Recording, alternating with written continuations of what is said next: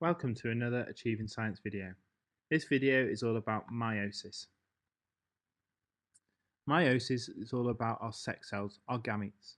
So let's begin with looking at chromosomes. In our cells, we find that chromosomes are found within pairs. So there are two number ones, two number twos, etc.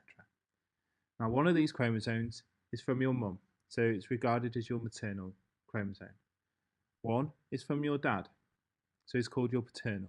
So in total you have one chromosome from your mum and one from your dad for each of the 23 pairs that exist. In meiosis then, let's have a look at the process in order to allow us to produce gametes.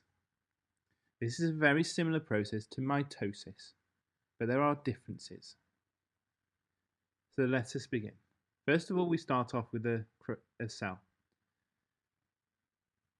Stage 1 is where all the chromosomes line up.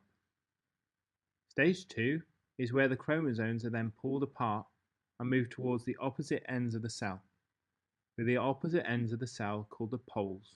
So the chromosomes are pulled towards the poles by spindle fibres.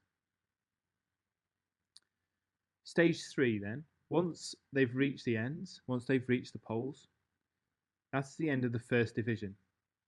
Now the cell needs to split again. So already we have two new cells. We need to divide into four. So again, the process begins, where each individual chromosome is then split within the cell. So they line up and then they are pulled apart again. This process results in four new cells being formed. Each of these four new cells are called gametes. Now there are some key features about meiosis which you need to be able to describe and explain. So in this process we have seen that it produces four daughter cells. This is different to mitosis, which only produced two daughter cells. The process involved the cells splitting twice, so it involves two divisions. This is in contrast to mitosis, which only involves one division. In this process, each of the daughter cells have only half the number of chromosomes to the original cell.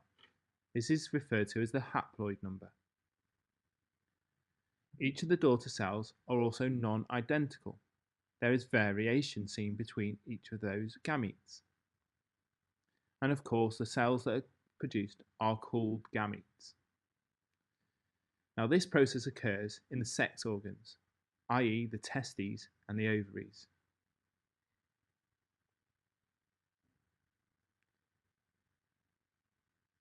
Now, as we said, there is variation within these gametes that are produced. If we look at this process called independent segregation of homologous chromosomes and look at what happens. Well, we saw in stage 1 where the chromosomes all line up. If they all line up, there are 23 pairs. So chromosome number 1 is next to the other chromosome number 1.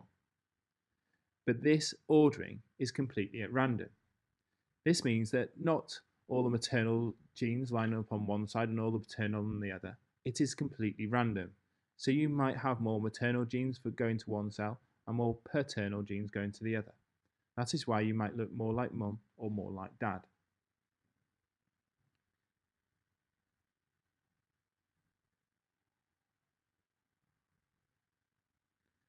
And as a result, this is why we get new genetic combinations, because this is a completely random process.